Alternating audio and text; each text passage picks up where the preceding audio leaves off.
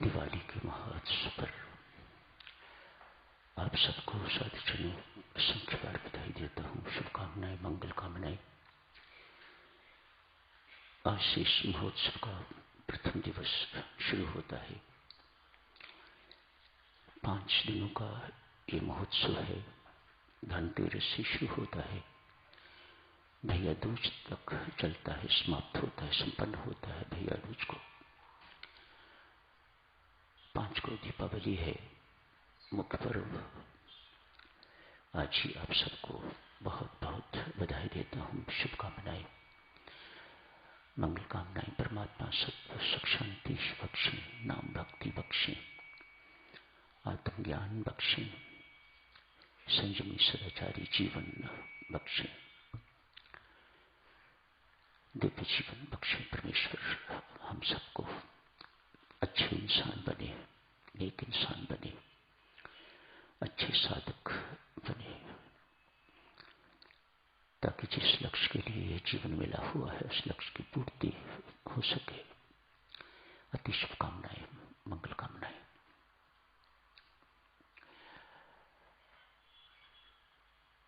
यदि कुछ साधक साधुजनों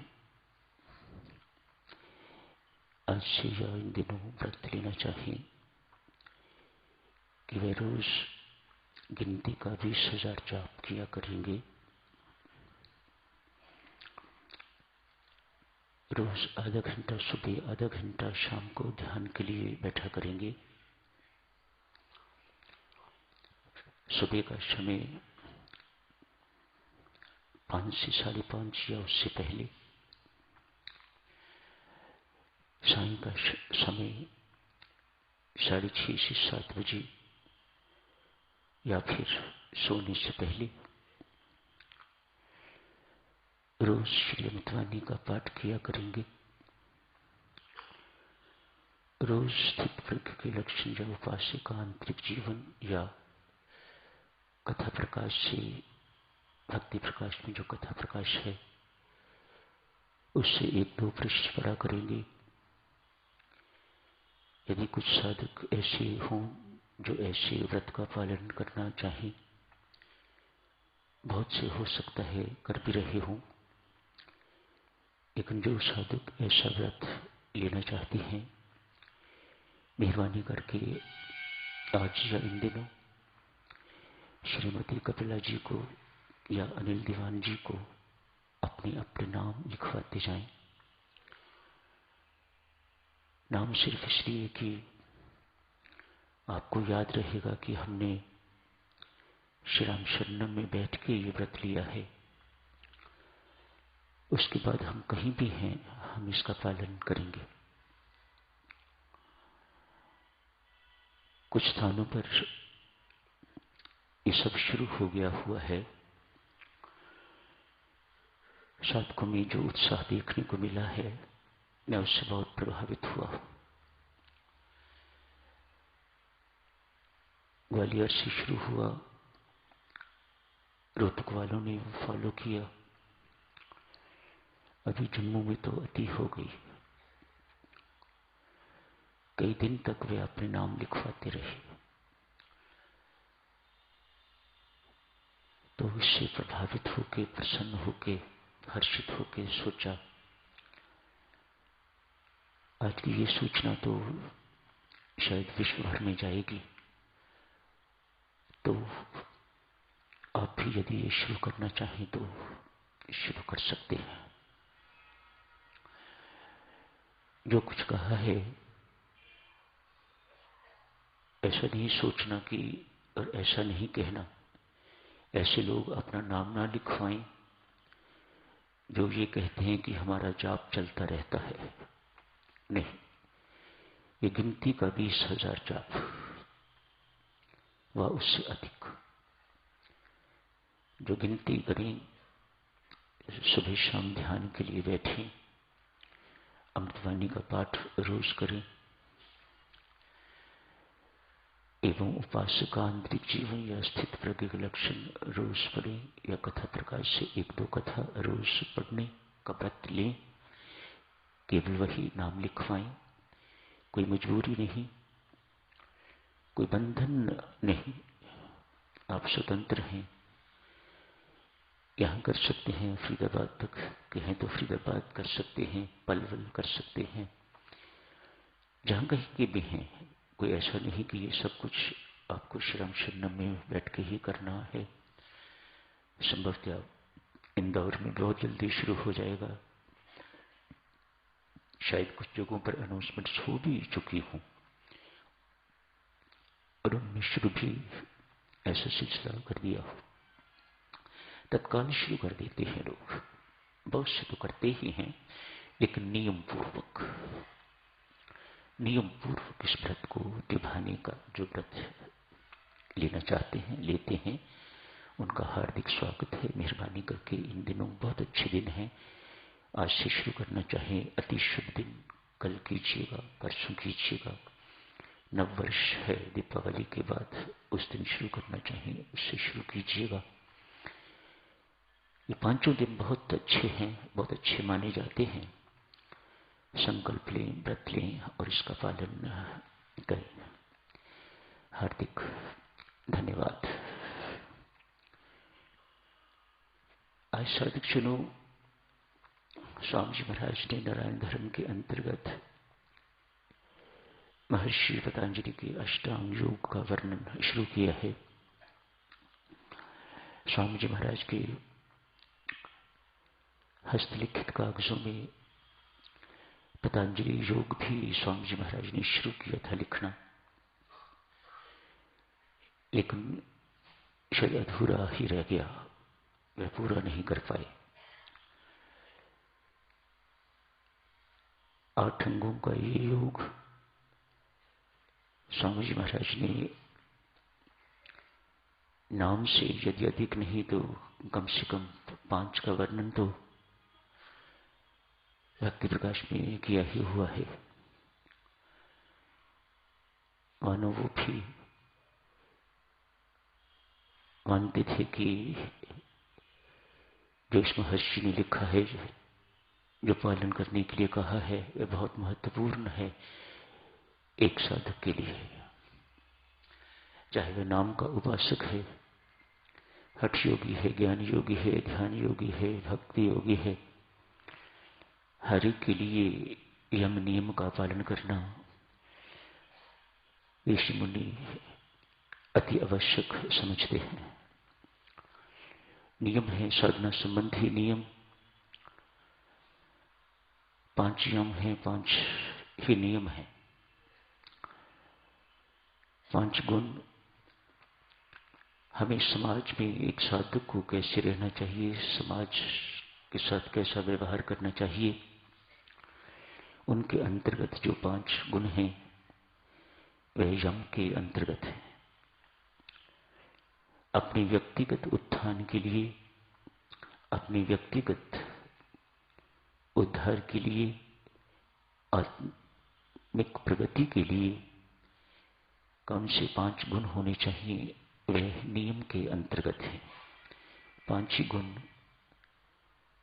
यम में है, 5 ही पालन करने योग्य तथ्य नियम में है। आसन, प्राणायाम, प्रत्याहार, धारणा, ध्यान एवं समाधि, ये 8 अंग हैं अष्टांग योग के, पतंजलि जी के। ज्ञान के मार्ग पर चलने वाले, योग के मार्ग पर चलने वाले साधकों को तो ये सब कंठस्थ हैं, और एक एक गुण का यथासंभव मन को मार के एक एक का पालन करने की ही चेष्टा करते हैं। सत्य तो यह है, इन गुणों को धारण करना, इन गुणों को पालन करना ही उनकी मुख्य साधना है। यम के अंतर्गत आज स्वामी जी महाराज ने 5 गुणों के नाम लिए हैं। अहिंसा, सत्य का पालन करना, चोरी नहीं करनी, ब्रह्मचर्य का पालन करना एवं अनावश्यक संचय नहीं करना भौतिक पदार्थों का, अपरिग्रह। आज एक ही पढ़ा गया है, अहिंसा। बहुत कठिन काम है साधुजनों। स्वामी जी महाराज जैसे महान संत भी स्वीकार करते हैं। इसको परिभाषित करना बहुत कठिन है कि अहिंसा क्या है और हिंसा क्या है। बहरहाल हमें बहुत डिटेल्स में जाने की आवश्यकता नहीं। हम तो छोटे साधक हैं और छोटे ही बन के रहना चाहते हैं। ये आत्मिक उन्नति का चिन्ह है कि अपने आप को छोटा मानना और छोटा ही बना के रखना, बहुत आगे आगे नहीं करना, पीछे पीछे रहना। ये भक्ति मार्ग के अनुयायी के चिन्ह हैं। ये आत्म उत्थान के चिन्ह हैं। साधक परमात्मा की ओर जितना आगे बढ़ता जाता है उतना वह छोटा होता जाता है, उतना अपने आप को वह छोटा समझने लग जाता है। उसका ईगो उतना ही श्रिंक होने लग जाता है, बहुत दुबला पतला पड़ जाता है वह। मानो ये अहंकार रूपी रोग, महारोग बहुत मामूली सी पीड़ा जैसा रह जाता है, मामूली सा दुख देने जैसा रह जाता है, या मामूली सा रोग रह जाता है। वह अपनी साधना से परमेश्वर के पास से इस रोग से रहित हो जाता है। किसी को साधक सुनो,